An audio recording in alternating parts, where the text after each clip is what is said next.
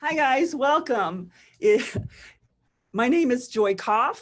I am doing a metaphysical chat, and here's our event today, and I'm really excited. My special guest today is Dr. Chuck Murphy, and we're going to be talking about paranormal and his Zero to Psychic class.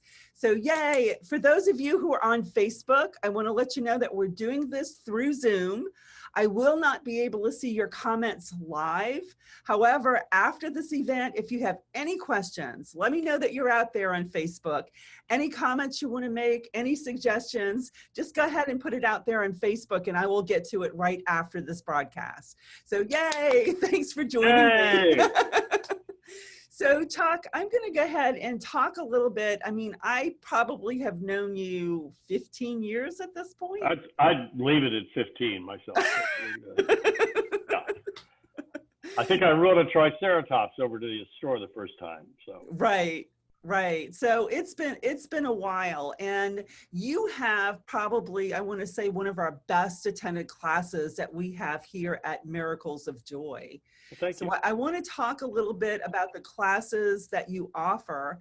And I know that you have a live event that's getting ready, a webinar event that's getting ready to come up. That is an introduction into the paranormal. So with that being said, what I would really like to do is let you talk a little bit about that workshop and what is the paranormal compared to psychic development and other topics like that. Well, first, thank you for not saying what is the paranormal as compared to the normal. I get that. It's paranormal means beyond, so it just means anything that's beyond the normal. And my stock explanation or example is a Bic lighter at the Salem witch trial would have been considered paranormal, whereas you and I couldn't care less. We probably have them laying around everywhere. So the paranormal investigation class actually kind of grew out of me earning my PhD. When I wrote my dissertation, everybody kept saying, well, if you do the methods and findings, research and all that goes with it, you're basically writing a book. And it was like, ding, wait, I've already written it. So that's really where that came from. So much of mediumship work I find after all these years is devoted to paranormal work. Hey, come over, tell me who's this at my house, what's here, get rid of it, whatever. So that's sort of, I realized, my gosh, as a medium, you're spending as much time doing readings as you are doing paranormal work. So maybe after watching some of those TV shows, there's room for improvement out there. No comment, no judgment, just saying there's a little room.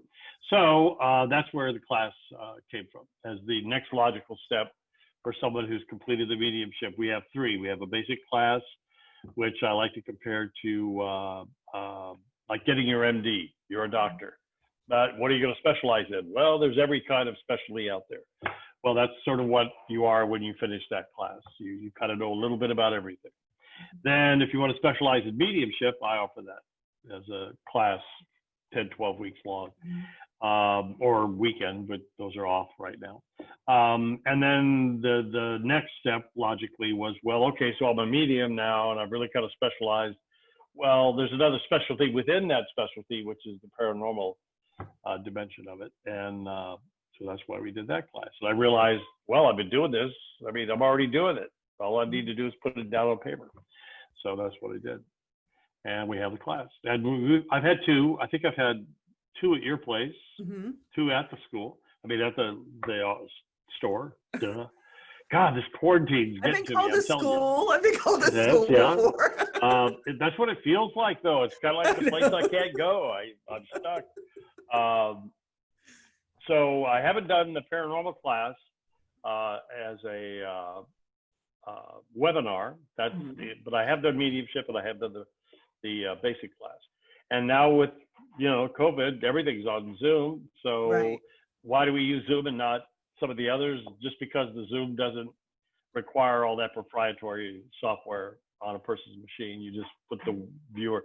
It's like when you allow a person to remote work on your computer. It's exactly the same principle. So where Skype, you got to get the account and you got to log in, and So let's talk a little bit about the paranormal. Do you Mhm. kind of group that in like ghost hunting, or people feel spirits in their house? I know the mediumship is a little bit, people are a little bit confused. What's the difference between paranormal and mediumship? And mediumship, when I talk to people, I talk about it as, it doesn't mean that they're ghosts. It doesn't mean that they're not necessarily stuck here. It is like they have crossed over to the light and they're coming back because they have messages that they want to share with their loved ones. Now, ghosts or things of that nature, I usually lump that more in the paranormal. And when we did a ghost hunt in Old Town Louisville last year, towards the end of last year, to me, it was probably one of the most, I want to say, awesome experiences I ever had. And when someone says, I was said we were playing with ghosts, but it was a really unique experience for me. Part of it was I felt like I had this, I want to say, compassion for the ghost, or compassion for that spirit, a compassion for what exists in that place, where it's like I had this heart-to-heart respect is probably a better word to put around it, a mutual respect and honoring that kind of happened. And while I was with a huge group of people and everyone were freaking out, like I've had a couple of people that thought, this ghost scratched me, or this ghost did this, or this ghost did that. My experience was it was not anything that was negative in any shape or form. And at one point, when I kind of got at the end of that experience, it's because I had this mutual respect for the spirits that were there, that I didn't have any of the experiences that maybe another person would experience. Does that make sense? Yeah, you've given me a whole bunch of things to talk about. Okay.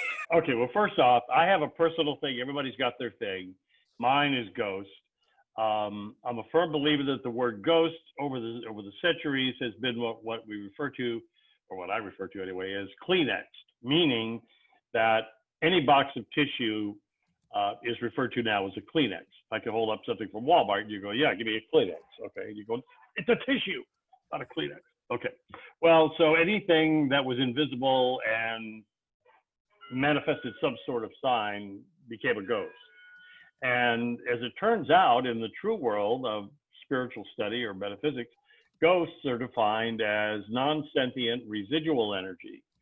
Whereas with repetition triggers and very common traits, whereas a spirit, i.e. a spirit, what you're referring to, I think in some ways too, as a ghost, are actually spirits. They're sentient beings present in real time,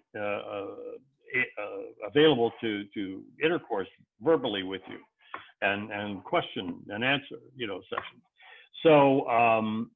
So that's the first thing. So ghost is, I mean, come on, we're not going to change Kleenex into tissue any more than we're going to change ghost into spirit. But for the purpose of understanding it, it makes it a lot easier. So a ghost, you would get no reaction from whatsoever. It would have a trigger, it would have repetition, and it would demonstrate non-sentience. Whereas a spirit would not necessarily have a trigger. It would have a personality, it would have sentience, and it would interact with you on a real-time basis. What is the difference between you and a spirit that says it's you? It's your physical form. That's it. There is no difference. So you are the same as a spirit as you are as a person. You just no longer have this physicality or house. Or it's easier to visualize if you think of it as a car and a driver. The car is your body. The driver is your spirit. Makes the car do what it has to do. And without it, the car does nothing. Okay. So one of the great misnomers is that spirits are freaking everywhere. I mean, people think, oh, they're off and they're, in the pearly gates and they've gone to heaven, they're here, they're there, whatever. And the reality is, what happened?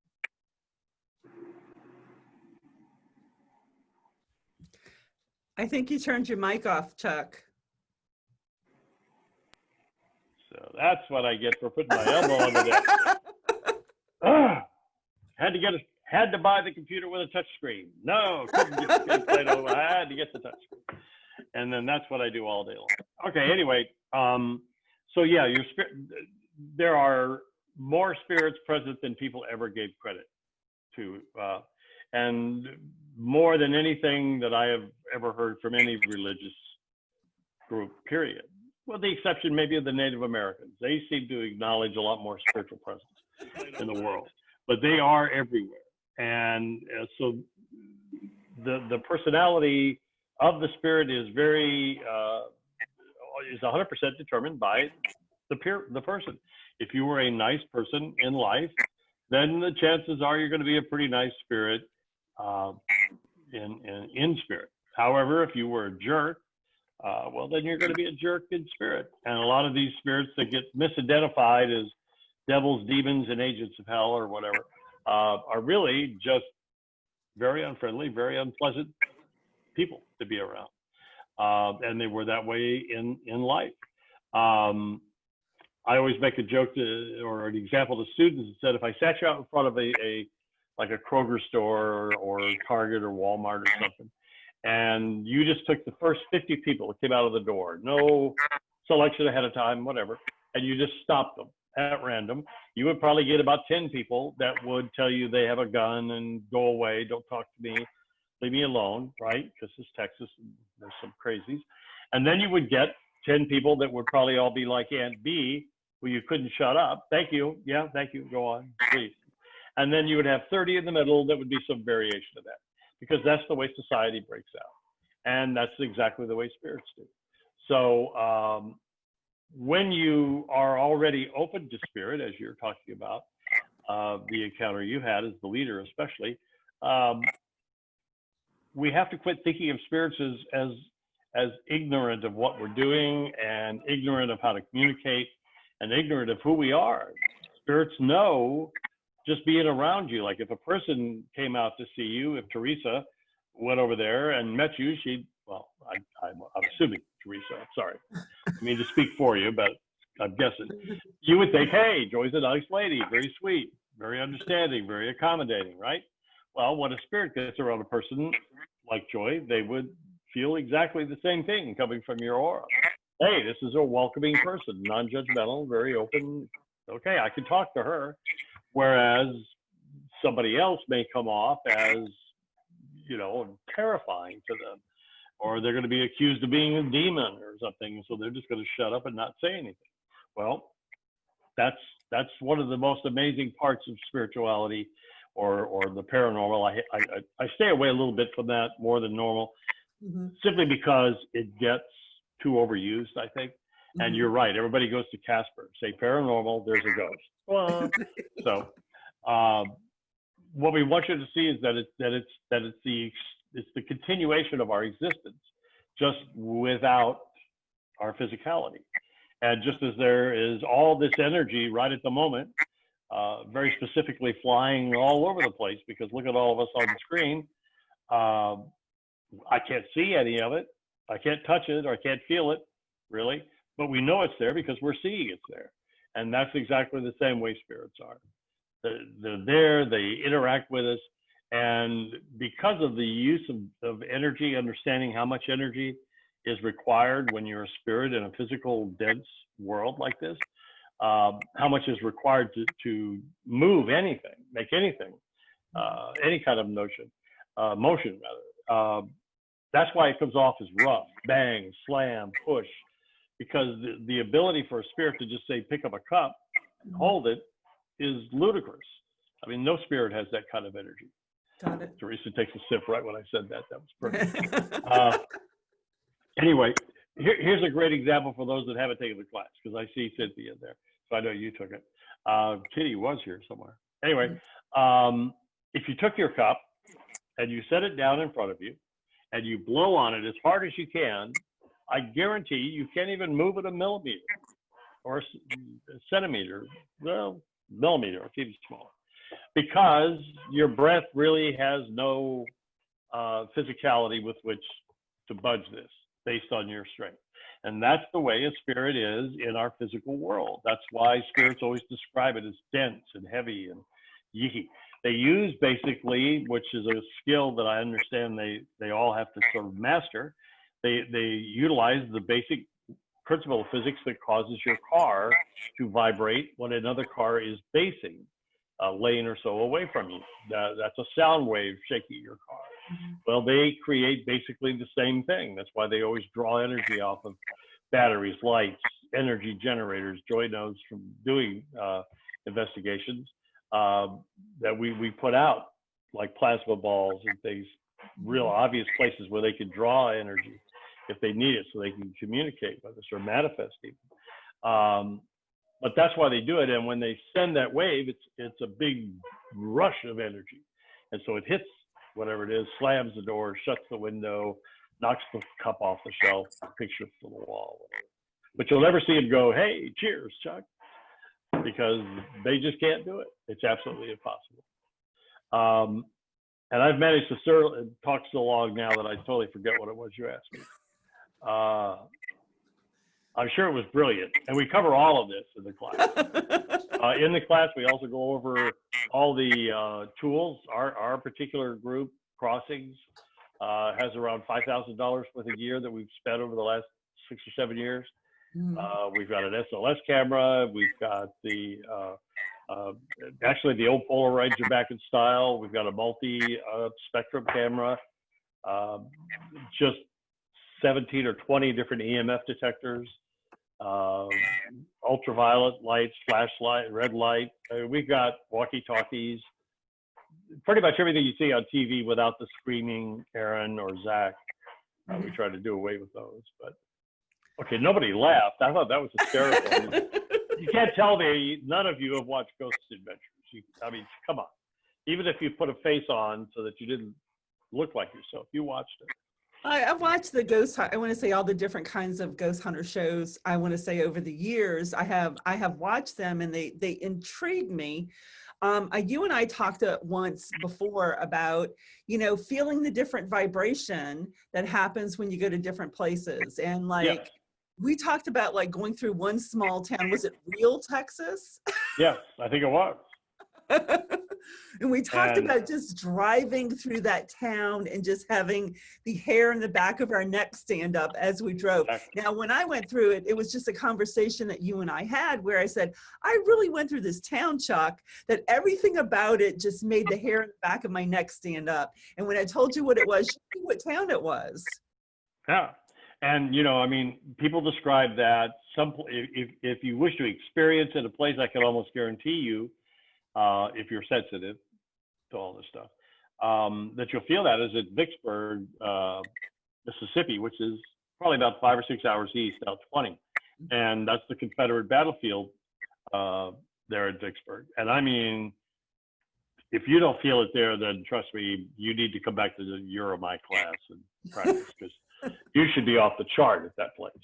It's, yes, it's auric energy, it's radiated energy, it's electromagnetic field energy. If we had everybody that took science and, elementary school probably, you learn that when energy moves, it creates a product or an electromagnetic field. And that's what we use to light lights or computers and move cars and all that. So when energy moves, of which our spirits are pure energy, they create these electromagnetic fields. And we're now finding out that actually that energy mass, if you want to refer to it as such, creates a minute but nonetheless discernible static charge. So these new static detectors are starting to gain prominence. The ones from Periscope, I don't know if you've seen them. They're called Periscopes. They have a 360, a wand, and something else. I can't remember what it is. But they are designed, and they sense nothing but static electricity, which is exactly the same as you rubbing your hand on a balloon and it sticks to you, or across the floor and you shoot a bolt to the doorknob. It's exactly the same thing. So once you realize everything in the world vibrates, there's nothing here that's not vibrational, and that each of those vibrations has the frequency, and each of those frequencies produces a result. Then you start, I'm not trying to turn it into a Mr. Science, but it makes the whole paranormal thing, it's not weird anymore. It should just be the normal, because it's the same laws of physics. If you know Newtonian laws and some of the Einstein theories, even some of these new string theories, it explains everything. There's nothing that I've experienced as a investigator that wouldn't have a law that explains how it happened. So it gets to where that's why the TV shows have to yuck it up, because the real boring ones, right, like Kindred Spirits is one of the ones, and Haunting in the Heartland is close. mm-hmm. They're kind of, you know what I mean? Yeah. Whereas there's nobody scary and jumping and screaming or whatever. Mm-hmm. And they always, the solution that I've come up with is, if the program does not offer you a resolution, which is what the class is teaching people to arrive at and how to conduct an investigation so you can present a reliable resolution, then it's probably strictly there for entertainment and it has no bearing on it. So that if you do watch shows like Kindred Spirits, Dead Files, and Haunting in the Heartland, they all do offer resolution to what's happening, and they'll tell you this is what we need to do, and you know. So I mean, there's a purpose now for what they're doing. It does still seem boring, but. And it's also, you know, you also teach, I want to talk a little bit about your Zero to Psychic class, because you know, I've had quite a few people coming in for readings over the past month here at Miracles of Joy. And a lot of them are really connecting, I want to say, to their psychic abilities and things like that. So tell people, because the average person says, well, I'm not psychic. And I'm like, of course you are. That's why you're feeling the energy that you're feeling. Well, yeah, why are you here? Develop that. And I go, well, I'm going to let Chuck explain how someone develops the Zero to Psychic. Yeah, I always like to help people see that whether it's the paranormal class or the mediumship class or just the basic class, that the psychic senses, gifts, whatever you want to call them, actually, our physical senses mirror that. So our eyesight, our physical eyesight, our physical sense of touch, our sense of smell, feel, all of that is mirroring what we already feel in spirit. The point is, if I said to you, when was the last time you felt your heartbeat? You'd go, I would assume, I don't know. I really haven't paid any attention to it. And that's the point. You're so used to what you think is your own mind self-talk and your own internalization of things that you don't realize that that's actually stuff coming from the outside. And when spirit does speak to you, it's not, of course, Ave Maria playing at this exact moment was pretty good. Anyway, I guess you didn't hear my clock chiming. It's not the heavens open and the voice of God is, hello, Chuck, this is God. It sounds like me. It sounds just like me. And so this is terribly off the subject, but on the subject still. I think there are a lot of people who think they're schizophrenic, who are just really empathic and very intuitive, and they just can't separate the noise. They don't know how to go through the voices and go, wait, well, that's not me. Who is that? You know? So how do you develop them? You learn to start identifying and realizing that you've been doing it all along. You just never knew it. You never paid attention to it. You get very used to it, you know. One of the things we do in the basic class is get to sort of interact with our guides to this particular meditation. And the whole purpose of that is that you have had this entire incarnational experience to this point, and they've been like breathing. You know, how many of us thought about breathing since we started this Zoom? Probably none of us, I would think. But yet we've all been breathing because we just do it. Well, it's the same way. You just interact with these spirits around you that are very commonplace, almost familial in nature, and you don't think twice of it. It's who would part. Somebody behind you, Cynthia. I think it's human. I'm not sure. I'm hoping it is. In our business, you can never be too sure. Right, Joy? You can back me up on that one. Yeah. Okay. Yeah, it was real. Okay. But yeah, I mean, in other words, that's part of the basic first premise with most people is, I don't have to tell you that you are gifted. I'm just reminding you that you're gifted. Now it's just a matter of let's stop and look through the inputs you're getting and, okay, well, these are mine and that is not mine. You know, and then they practice and learn. It's a skill set, as you well know. Right. You have to practice how to separate the voices, the energies, the thoughts. And it just literally just like a doctor. That's, I guess, why we use that medical example so much. You just have to practice. It's practice, Right. practice, practice. The more readings you do, the better you get. My way of explaining it to someone is, so someone throws you a football, okay, and you caught it, you don't go to the pros. You have to actually practice, and you have to actually, practice, and you start with, a regular league, and then you go into a different kind of league, and you move your way up. And it's the same way with psychic development. It's kind of like, once you start practicing on a regular basis, you can develop that skill set. So in your class, Chuck, do they use different tools? Like some people are good at cards, other people are good at, mediumship or psychic or pendulums, or? We stay in the basic class. We teach everything with the exception of a pendulum. We do cover pendulums briefly, but everything else is considered to be intuitive. So we don't do like charms or runes or tarot cards, any of that. Arthur, I understand, teaches the intuitive tarot, which is, I'm fascinated with that. But again, that relies on intuitive ability and not formula. So yes, we go through hands-on readings from auras and sensing an aura, and then learning to read it, being able to chart it on other people. We do psychometry, hands-on. We have other, none of this applies, of course, to the online course. But when we have an in-person class, yeah, everybody gets objects that they have no idea what they are, and they have to intuitively read what is on that object.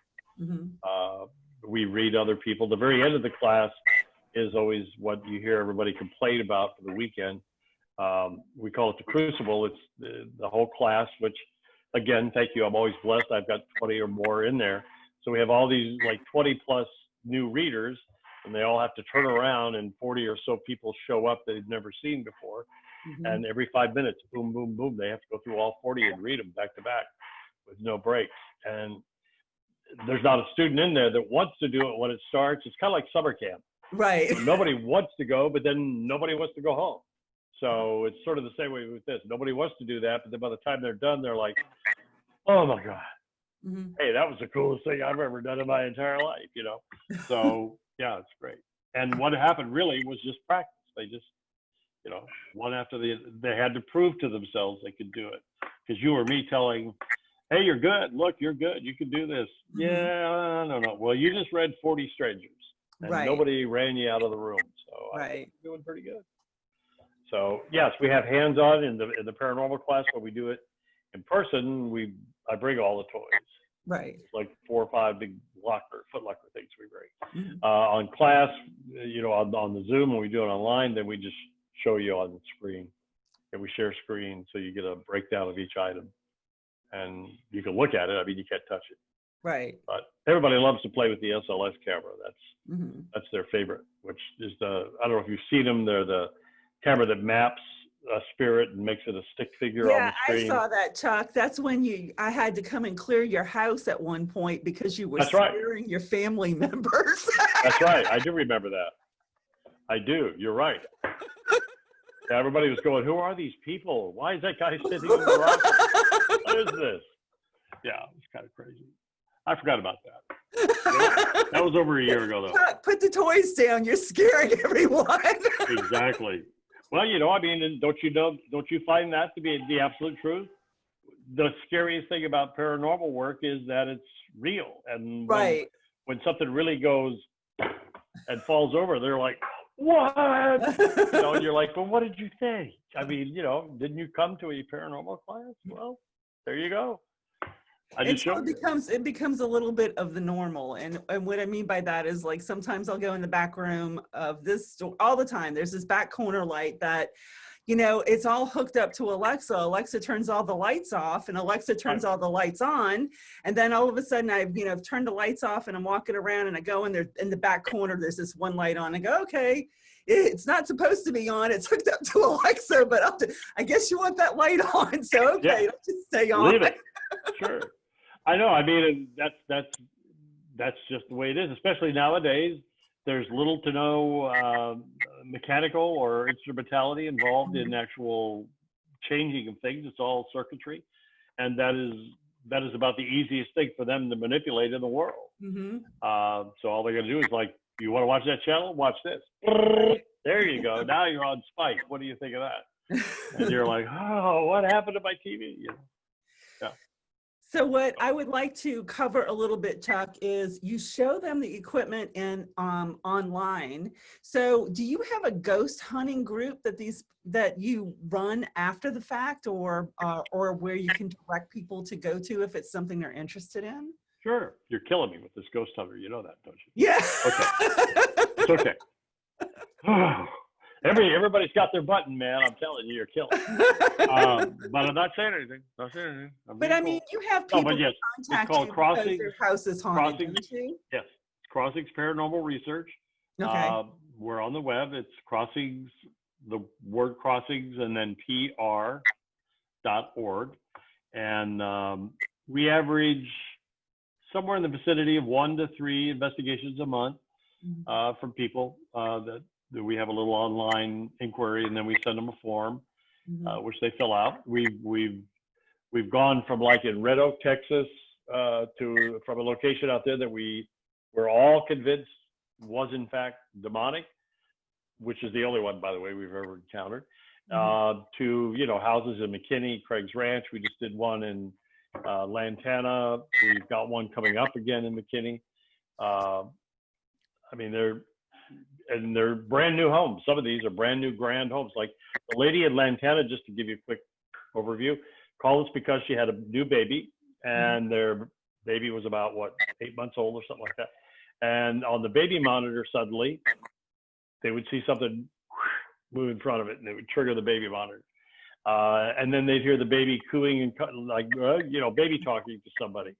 And the baby would be like looking or kind of half-ass hanging on the screen, on the crib. And so she got sage and saged the place, and it all stopped. And then about a week and a half later, it started again. And this went on for about 5 months. I mean, if you can picture that. And she's going, this is a brand new $500,000 grand home. Never had anybody else live in it. I'm the first people to live in it.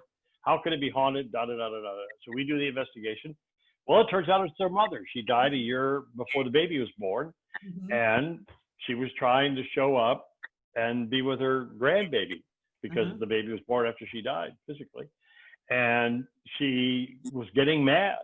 By the time we got to her, Granny was PO'd, man. Like, God, will you quit saging the house? Jesus, you know how hard it is for me to get back in there after you do that. So, and we tried to tell her that at first, and she's like, oh, no, that can't be right. And we're like, no. Here's the lady's name. You know, there's 4 mediums in the group. So we're all sitting there putting our stuff together. She looks like this. She says her name's this. She died for that. Here, blah, blah, blah, blah. And so she's going, oh, my God, that is my mother. And we're like, that's what we've been trying to say. So now everything is happy. And the spirit that made the dog, because it was uneasy, it knew something was there, but didn't know what it was. It wasn't some, you know, Beelzebub and his minions from hell coming to drag them off kicking and screaming. It was grandma. So now on the other side of the coin, in the school over at, I guess we'll just leave it vague. It's a school for special needs children, and a private one. Anyway, it's in Farmers Branch, and they were having really weird off the wall stuff. Well, it turns out that the very first settlers for Farmers Branch were on the creek that runs right behind them. I mean, literally right on, you throw a rock and hit it. And they were massacred by the Cherokee, who burned their settlement. And then they got all back together, what was left, their remnant, and they went and burned the Cherokee. So they had this huge fight going on. If you go over off Josie Lane, though, right there where that park is, I don't know if you're familiar, but there's a park across the street from them, and that's where the first house by the first settlers was built. Anyway, so they had all this history where the land was unhappy. So we brought in a Native American shaman that we used, and she did some peace offerings out there by the creek, as she called it. And yeah, I know. Anyway, so all I'm saying is she got everybody to calm down and move on the ones that didn't need to be there, and the ones that were going to be there and be okay, they got to stay.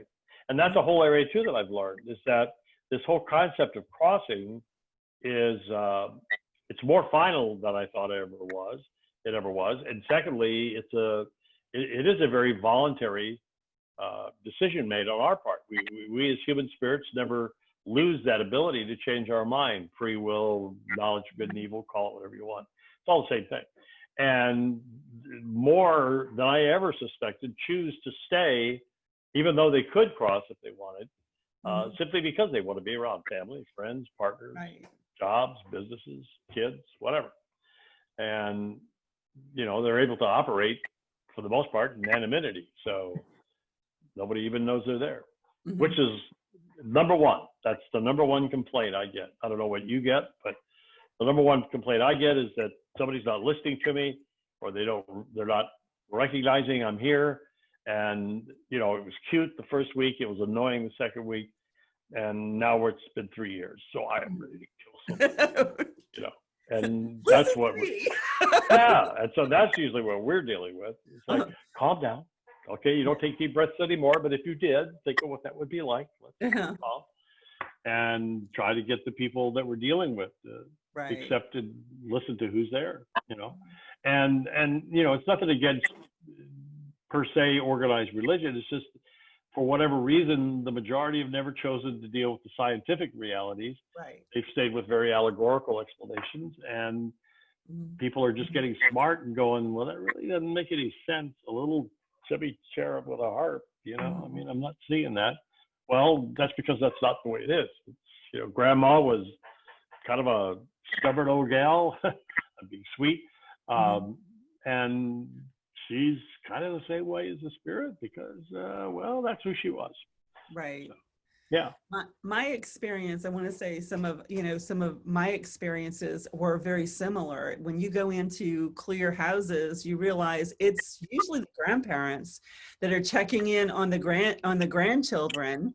And when you start to talk to them about who's there and, you know, what they did when they were alive and why, you know, they're there just, when I used to take aura photography, for young kids, who would always show up would be their grandparents. You know, a grandmother or grandfather that they were really close to would really show up in their aura pictures quite often. Exactly.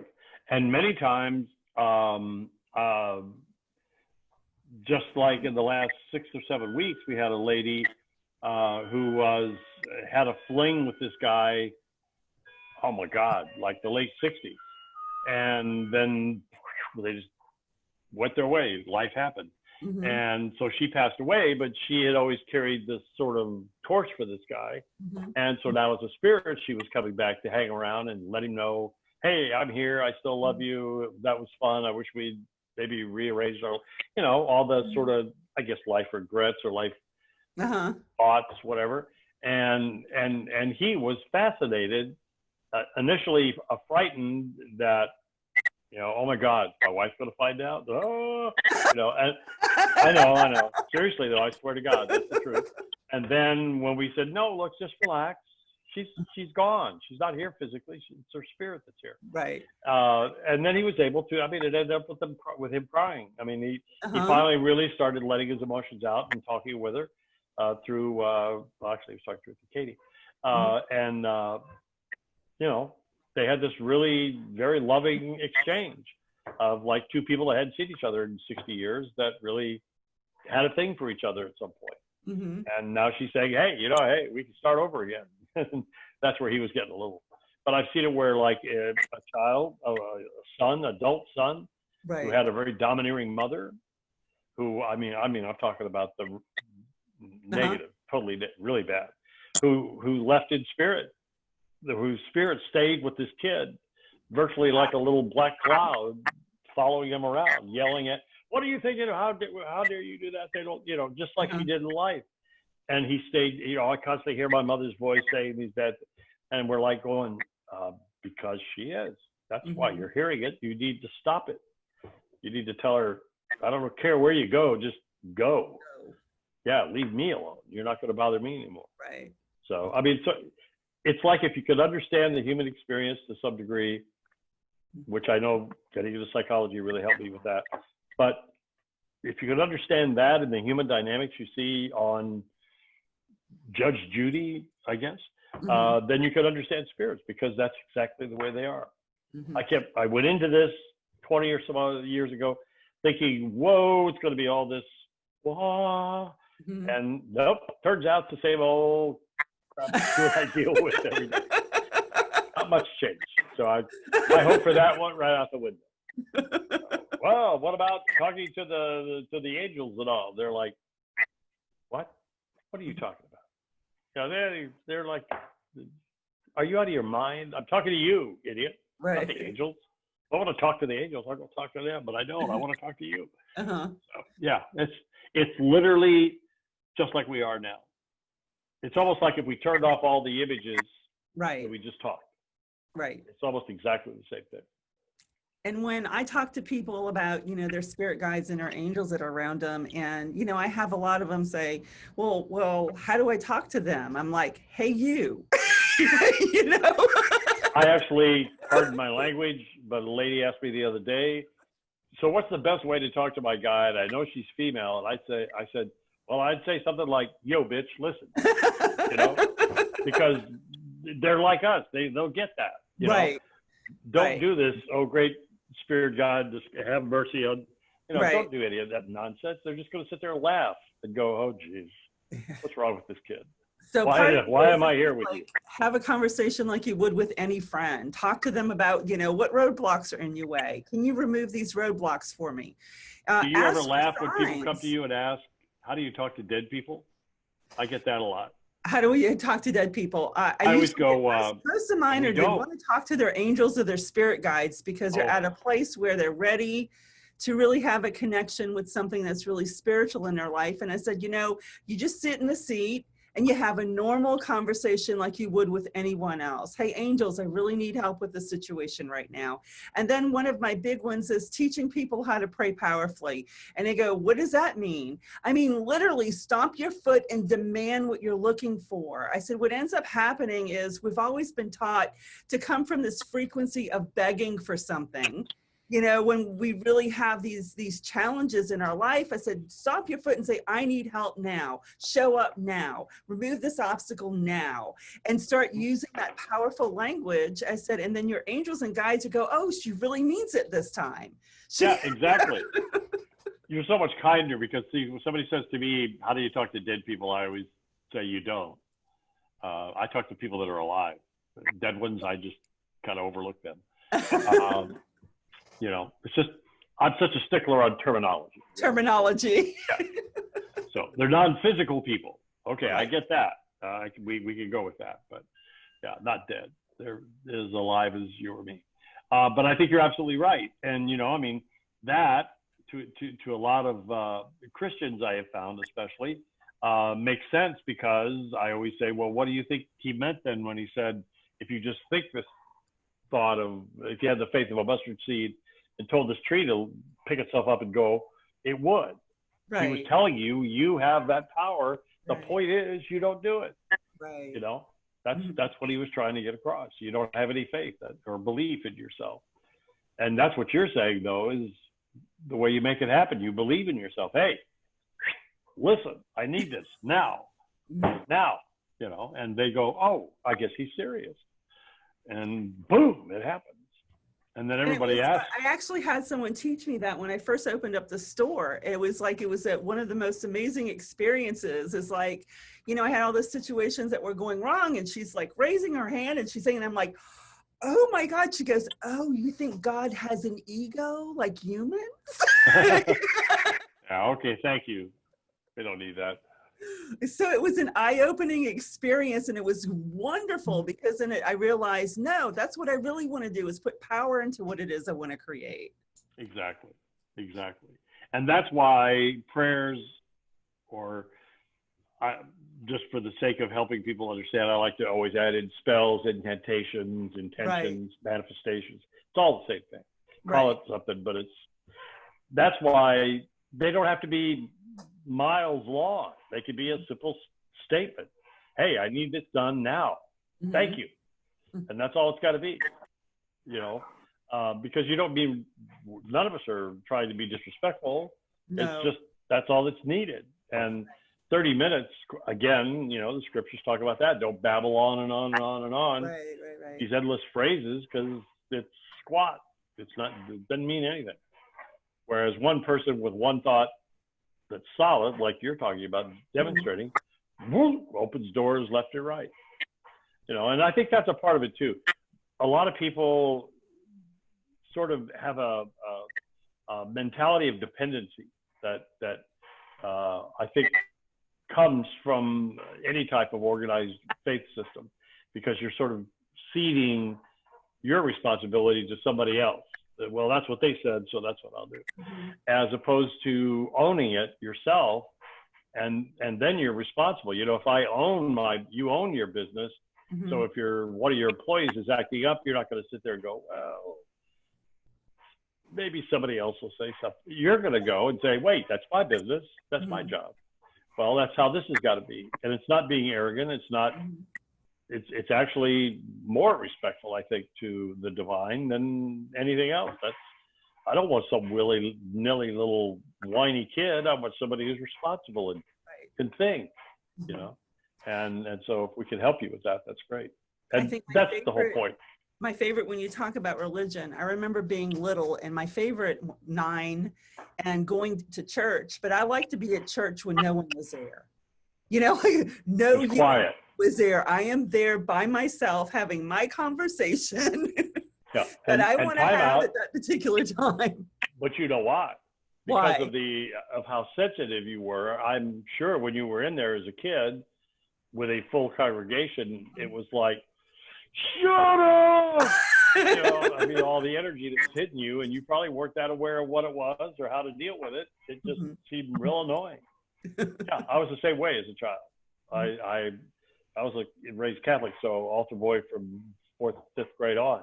And my favorite services were always just me and the priest, or me, the priest, and a couple of the nuns over the convent or something. The big out there for the whole school mass and stuff. Oh, geez. That was torture. The little private ones, hey, I like that. That was fine. And that's what I prefer. And again, there it goes right back to the Christian teachings of go privately to your room and talk to God there. Yeah, I agree. I don't think that the psychic or spiritual is the word I like better. Intuitive person, whatever, connected person, sensitive, whatever. I think that's actually our normal state. I think that as a normal human being, that's where we should be. And somewhere down through the ages, whatever that is, we've lost that ability. And think about the amount of distraction and really that amount proven here with this quarantine, when everybody had to sit back and go, okay, see, I've been married to you, I know. What was your name again? Oh, it was your meatloaf I didn't like. That's right. I forgot about it. You know, okay, well, that's what it's done. It's taken away all our distraction. And now suddenly life is there. We're like, holy, what's going on? Yeah. So Chuck, if someone wants to get a hold of you, I want you to talk a little bit about your background, what you do besides these classes that we're discussing, and how can they get a hold of you? Well, my website is chuckmurphy.com. Pretty easy. And then I do readings, probably 6 days a week. Some weekends I'm off, but usually it's Monday through Sunday or Saturday. I use an online scheduler, so it makes it real easy. There's a big button on my website that says book now. You just push there and you can book. We do spiritual counseling. I do spiritual counseling sessions and or mediumship and psychic readings. They're all an hour and a half. They're $75. I know. One of these days I'll raise them. Anyway, we use PayPal to pay, so I never deal with your card. It's all done privately. So half to a third, maybe 2/3 is what it used to be, not as much anymore. 2/3 of the week used to be doing readings, and then the other third I do classes.